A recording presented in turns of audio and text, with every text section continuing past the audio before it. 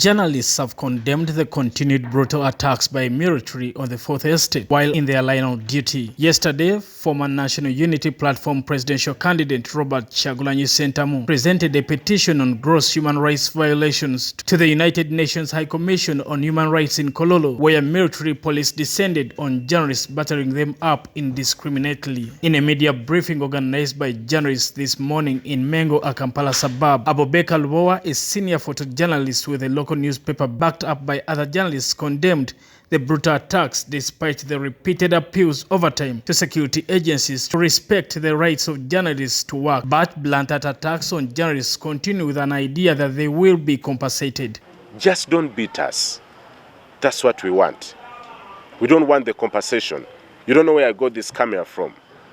So don't beat me because you know you're going to compensate me. And actually compensation is one way of belittling us. Because you know I'll beat him and then compensate. Beat, compensate. You can't compensate a broken jaw, a young man trying to look for a living. And then you shatter his car and then you say, I'll pay for that. We are not looking for compensation. We are looking for space to work. The Chief of Defense Forces, General David Muhoozi, however, apologized to the media fraternity over this attack by uniformed men and noted how they recognize the work done by journalists. Muhoozi, who also sounded remorseful, also confirmed how an appropriate action is going to be taken by the army to the soldiers. This opportunity to extend my apologies to those friends of ours who were assaulted. The excesses exhibited were not sanctioned, nor were they justified. The UPDF cares and recognizes the importance of a smooth partnership with the media and, of course, the population, our bedrock. Therefore, we would be the last people to target journalists or anyone for that matter in an illegitimate way. Appropriate action will therefore be taken against the identifiable culprits, and you will be accordingly informed. Earlier this year, the Inspector General of Police, Martin Okoth Ochola, told a press briefing that security operatives will continue to beat up journalists for their own sake. I have no apology. Actually, you are saying, is the police apologizing for mishandling journalists?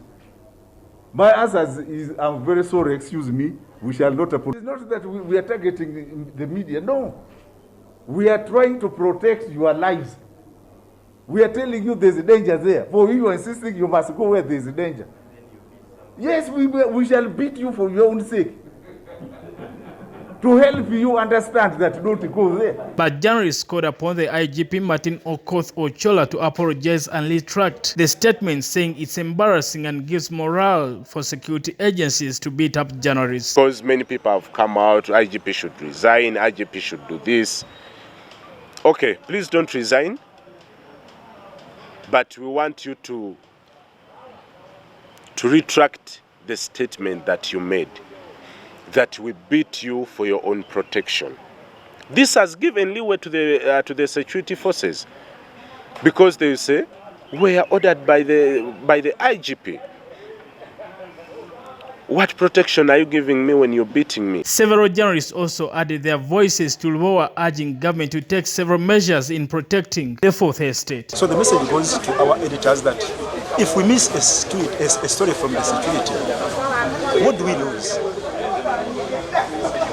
Imagine what happened yesterday.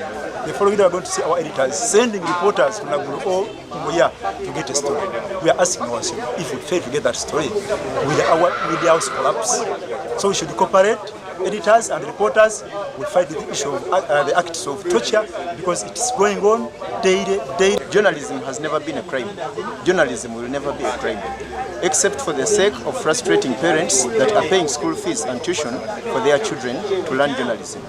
So for that case, we are appealing to the entire government and the security forces. Please, please, and please stop the brutality that you're trying to expose on the journalists. Otherwise, the state is in a dynamic state. But we beg the military officials, we beg the IGP, we beg the CDF to come out at least to apologize in a beautiful manner. Apart from compensating us, what if I get broken? What if my head gets a problem? What will you do? Will you really compensate me for that?